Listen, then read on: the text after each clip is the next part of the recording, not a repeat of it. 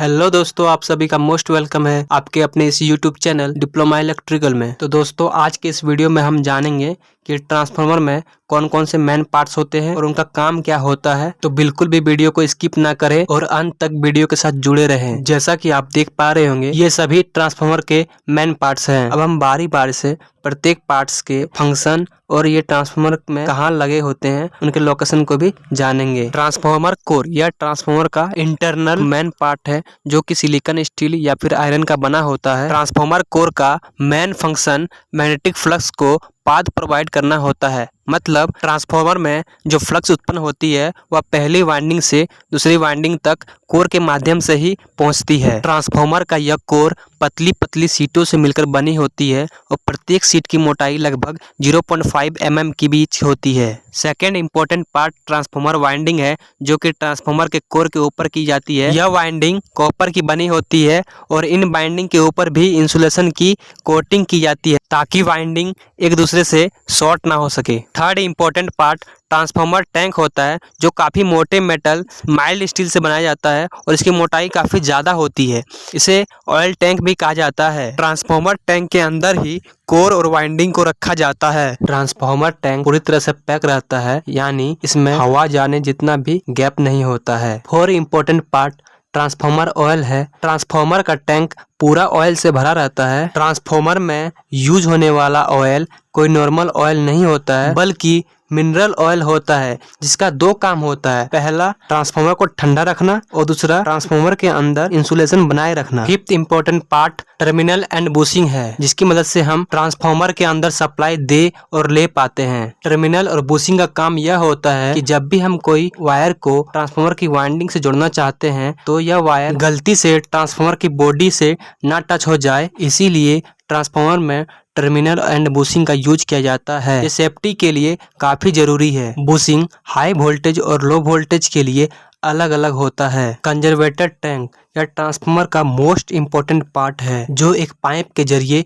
Main tank से जुड़ा होता है। कंजर्वेटर टैंक ट्रांसफार्मर ऑयल से भरा होता है, पर कंजर्वेटर टैंक कभी भी पूरा ऑयल से नहीं भरा जाता है। इसके अंदर कुछ जगह खाली छोड़ी जाती है। कंजर्वेटर टैंक का मेन फंक्शन यह होता है कि जब ट्रांसफार्मर का लोड काफी बढ़ जाता है तो ट्रांसफार्मर के वाइंडिंग का लॉसेस भी काफी बढ़ जाता है, जिससे ट्रांसफार्मर ऑयल काफी ज्यादा हीट हो जाता है। ट्रांसफार्मर ऑयल हीट होने के कारण एक्सपेंड होता है जिससे इसका वॉल्यूम बढ़ जाता है और बढ़ा हुआ ट्रांसफार्मर ऑयल का यह पार्ट कंजर्वेटर टैंक में आके स्टोर हो जाता है और जब ट्रांसफार्मर ठंडा होता है तो यह स्टोर ऑयल फिर से मेन टैंक में आ जाता है। ट्रांसफार्मर का seventh most important part because relay है। यह एक प्रकार का सेफ्टी डिवाइस है जो ट्रांसफार्मर को सेफ्टी देने का कार्य करता है। बुकोज रिले को ट्रांसफार्मर में मेन टैंक और कंजर्वेटर टैंक के बीच लगाया जाता है। यह ट्रांसफार्मर में होने वाले फॉल्ट को सेंस करता है और जब कभी भी फॉल्ट की स्थिति आती है तो यह अलार्मिंग सिग्नल देता है। बुकोज रिले में दो रिले लगे होते हैं, एक छोटा फॉल्ट होने पर सूचना देता है, दूसरा बड़ा फॉल्ट होने पर सूचना देता है। बुकोज रिले को डायरेक्टली हम लोग सर्किट ब्रेकर से कनेक्ट करके रखते हैं ताकि कोई फॉल्ट होने पर ट्रांसफार्मर में सप्लाई ऑफ हो जाए। आठवां इंपॉर्टेंट पार्ट ब्रीथर है जो कि कंजर्वेटर टैंक से जुड़ा रहता है। ब्रीथर सिलिका जेल से भरा होता है। इसका मुख्य काम यह होता है कि ट्रांसफार्मर से प्रवाहित होने वाली हवा से मॉइस्चर को एब्जॉर्ब करना। सिलिका जेल एयर में जो जलवाष्प के कण होते हैं उनको एब्जॉर्ब कर लेते हैं। इनिशियली सिलिका जेल का कलर ब्लू होता है, लेकिन बहुत समय बाद एयर को एब्जॉर्ब करते करते इनका कलर पिंक हो जाता है। ब्रीथर का मुख्य काम यह है कि ट्रांसफार्मर के अंदर की एयर को बाहर निकालना और ट्रांसफार्मर के बाहर के एयर से मॉइस्चर को एब्जॉर्ब करके अंदर भेजना। मतलब यह हमारे नाक की तरह काम करती है। नाइन्थ इंपॉर्टेंट पार्ट रेडिएटर या कूलिंग ट्यूब है। रेडिएटर ट्रांसफार्मर के मेन टैंक के साथ जुड़ा रहता है। यह काफी मोटे स्टील से बना होता है। रेडिएटर का मेन फंक्शन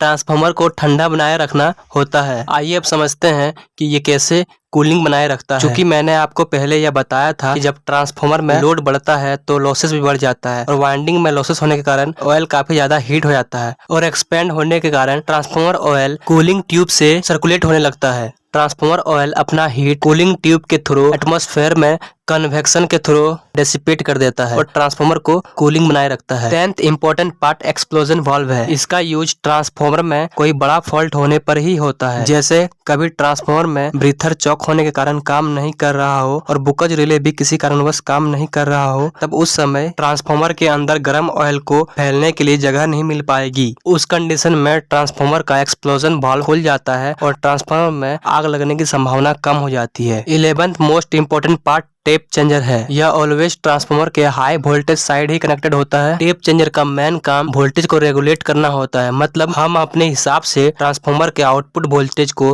कम ज्यादा कर सकते हैं। तो दोस्तों, उम्मीद करते हैं आज के इस वीडियो में ट्रांसफार्मर से जुड़े उसके डिफरेंट पार्ट्स और फंक्शन के सभी कॉन्सेप्ट क्लियर हो गए होंगे। अगर आपको अभी भी ट्रांसफार्मर से जुड़े उसके डिफरेंट पार्ट्स और वर्किंग से कुछ क्वेश्चन है तो आप हमें कमेंट करके जरूर बताएं। ऐसे ही नॉलेजेबल, इंटरेस्टिंग और इन्फॉर्मेटिव वीडियो देखने के लिए आपके अपने इस यूट्यूब चैनल डिप्लोमा इलेक्ट्रिकल के वीडियोस को लाइक करें, शेयर करें और सब्सक्राइब करें। And last one is thank you watching for this video.